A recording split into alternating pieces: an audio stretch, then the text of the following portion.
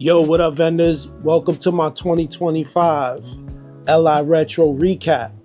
For those that don't know, Liretro is the largest retro gaming convention in Long Island, New York.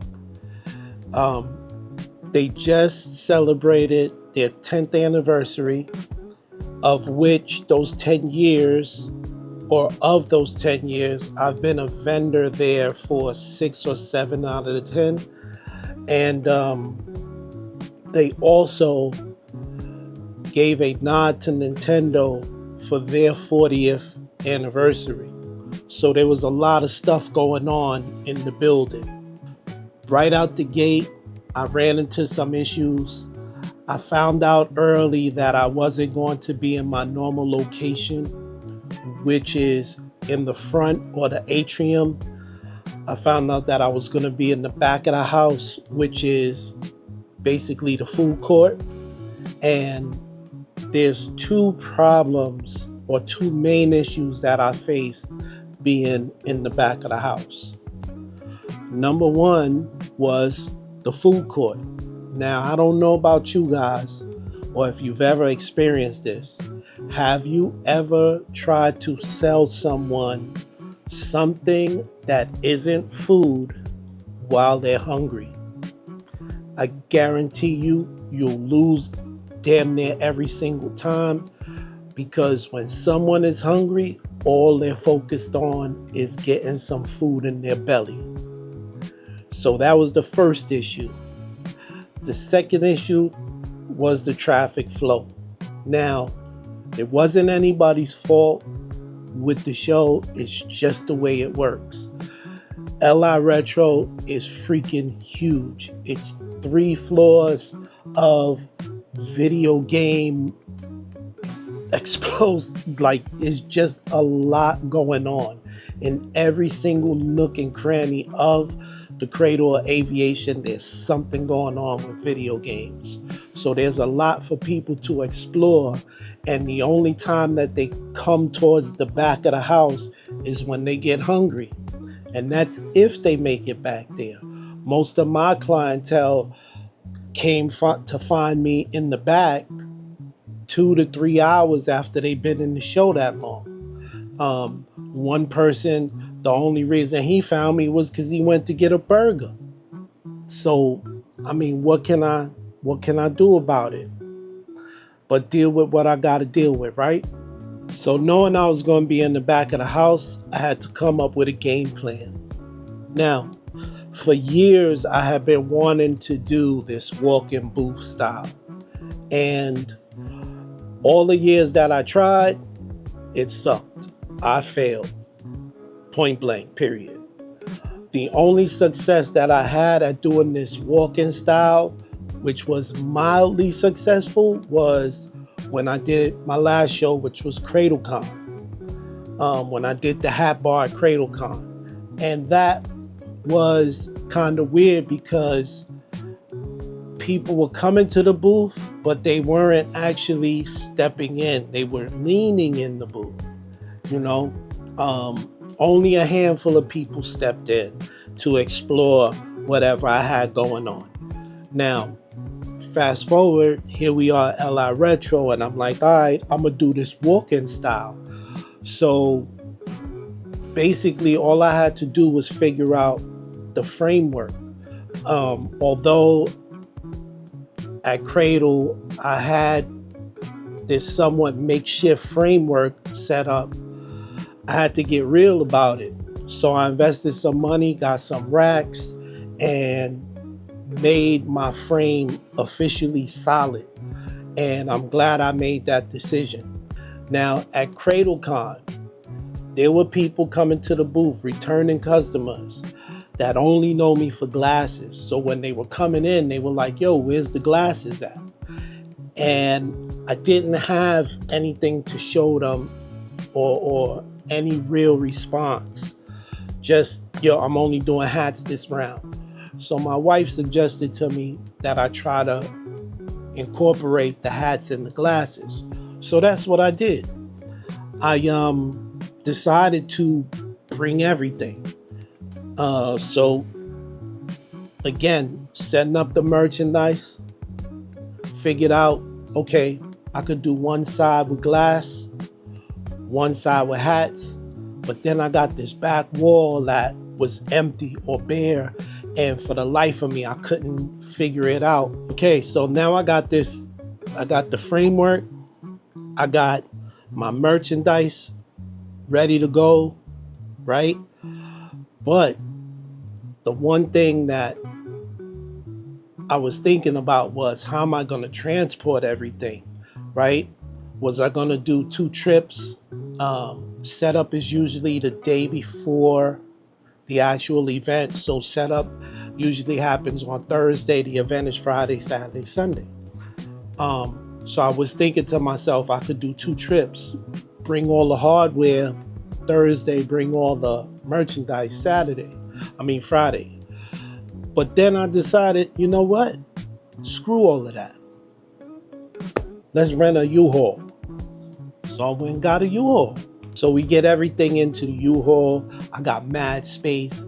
In fact, I had so much space that I was able to set up the shelves or the racks halfway. So when I got to the place to actually finish up, it would cut the time in half. And again, everything worked out beautifully. Now, we get to Cradle, we set up everything, and I got this back wall that's completely bare. Only thing on the back wall at this point is my banner, and it finally hit me. I knew exactly what I was going to do with the back wall, which was, I'm going to put my clearance merchandise back there. And my thought process was, the bright red sign would draw people in, especially once they see the pricing on the red tags. So that's what I did. And again, another decision that worked. This was the first time again that I had this setup, this walk-in booth that actually freaking worked. People were coming in, even though there were ebbs and flows of people. There was people coming into the booth, 5 people at a time, 10 people. I think the most people I had at the booth at one time was around 15 or 20 in that area. And it wasn't overwhelming at all. The actual patrons, they did something that I did not expect to happen, which was they self-regulated, or they kept their composure, and each person took their turn to discuss whatever they need to discuss with me, or place their order, that kind of thing. There was nobody trying to overtalk or overstep or skip or anything like that. Again, that back wall was drawing people in left and right. When they saw that clearance sign, and it's not a big clearance sign, it's a little 4x6 clearance sign, but because it's bright red, your eye gets drawn to it, and people walk right in straight to that clearance to see what was what, or to see what was available. And that worked like a charm, man, because once people saw the clearance, they would turn and see all of the other glasses that I had to offer, which was my regular run of retro stuff. And again, everything was working so good that on my mind, it was constantly on my mind that something was going to give, that a thread was going to get pulled and everything was going to fall apart, because everything was working exactly. And I never had anything work exactly the way I thought it would, but everything seemed to work out exactly the way I thought. From getting the racks, the way I laid out the space, getting the van, loading up the van, unloading the van, everything seemed to work crazy easy. And it was scary as hell, because I was like, yo, it's too much going good. Everything's going to fall apart. So I was preparing myself for that event to happen. But thank God It never happened. Now, once I set up the booth and everything, right? Set everything up. If y'all saw the mock-up the 3D render that I made of the booth, y'all saw that I had the hat press on this rolling table or rolling rack. It was going to be floating around, so to speak. Once I set everything up, I realized that wasn't going to work, and I needed to get rid of it. So what I did was I managed to carve out a space on the back wall where I could fit the hat press. Now, I lost a valuable feature by doing it that way, because the hat press, working on the hat press, was supposed to be the draw, or part of the draw, to get people in the booth when they see me operating the press. However, it worked out to my benefit because it wasn't going to be or pose a threat for anybody walking inside the booth. It was out the way. It was in the corner. Most of the time I was standing in front of it, so I was able to keep all the patrons away from the heat, especially the little kids. And there was a lot of little kids that were coming through. So I was able to keep everybody away.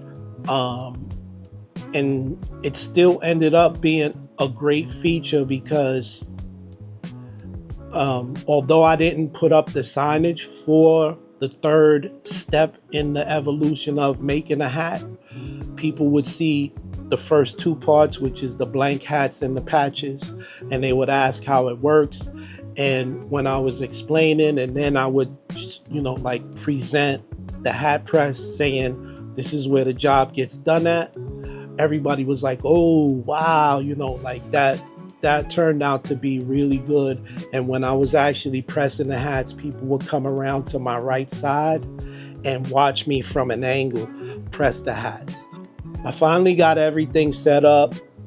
The show opens, and like I said, the traffic flow was very hard to judge because the ebbs and flows of the crowd was crazy. There was no way to determine how many people were in the building, because all I could figure out was there were 50 to say 100, maybe 200 people in the back at the food court, aside from all the vendors. As far as patrons go, as far as customers go, potential customers, there were anywhere from 50 to 200 at any given moment. And it was weird because you really couldn't get a full grasp on how many people were actually in the building. But I couldn't let that stop me. So I kind of just gave up on the whole idea of trying to get an estimate and just focused on doing what I do. Man, it was crazy having all these people in the booth appreciating my work, and then on top of that, to be purchasing my work. I did really good. I sold out of a bunch of different glasses, the different styles that I brought. I sold out on a gang of them. So much so that Friday night, by the end of the night, I was like, oh snap, I think I'm gonna have to bring more glasses. So the next morning, I ran out to my supplier, picked up another 4 dozen glasses, and I was like, I'll just, find time to make them at the show. But then when I got to the show Saturday morning, it was crazy Saturday, and I didn't have any time to make any of them. So I had to just wing it. Got home Saturday night, was like, yo, I'm gonna crash early. I'm gonna go to sleep early, which I did. Woke up early Sunday morning. I knocked out most of the 48 pieces. I brought those with me on Sunday. And again, another decision that went right, because those glasses that I created knew as soon as I put them out, they start moving. As soon as the doors open, they moved. People noticed that I had new merch, and it was, again, it was it was so crazy. It was so crazy how things were just clicking. I'll leave you with this. For those that are vendors, you have to take pride in your presentation. It's the only thing you can control about the show. You can't control how many people show up. You can't control how many people are going to spend money with you. The only thing you can control is you and how you show up, how you present whatever you present, however you present your merchandise. If you choose to get a booth and throw your stuff on the table, good luck to you. I hope the odds are in your favor, but they're not, because you just threw your merch there like it was a piece of shit. I don't do that. I don't play that. If you choose to go half-ass, that's on you. But I would advise you to always plan your shows out as best as you can. Dedicate some time to it in the beginning before it happens, when you're not under any pressure, because then you get to really come out of your shell. You really get to present something that's worth your time and energy. And then you feel better about yourself once you go through the go-through. Once you go to the show, and like the way I feel now after years of trying to get this walk-in style to work, and to finally have cracked the code, so to speak, to finally have cracked the code and have this thing work, man, like mind blown. Like, yo, like I did it. And I'm so proud of myself. You know, I don't care who had what to say. Man, there was people in my booth. There was a lot of people in my booth. There was a lot of compliments coming through. There were a lot of people just checking out the layout and saying, yo, your booth, man, yo, this is awesome, yo. And then because of the way my booth was, nobody, and I mean absolutely nobody, balked at my pricing. Nobody questioned anything. In fact, I got a lot of, yo, you sure that's all you charging? I got that a lot, like my prices was too low. But in this day and age, in this time of I don't know if it's a recession or not, but in this time when money is tight, yo, you got to make adjustments to try and get some of that money from these people that got tight wallets, you know? But yeah, if you can, I definitely recommend you invest some time into everything, plan everything out. Look at your booth, not only from your eye, but try to look at it from the customer eye, from the customer experience. Because if you could provide a great experience, man, your sales potential just goes way up. And that's even after the show. I can't even begin to tell you how many people took business cards. It was just ridiculous. So I want to say thanks to the Liretro staff. I want to say thanks to the CradleCon staff for having me in the building. And I'm looking forward to the next show, which at this time is in December. So I'm already on that. I've already started, figuring out some things.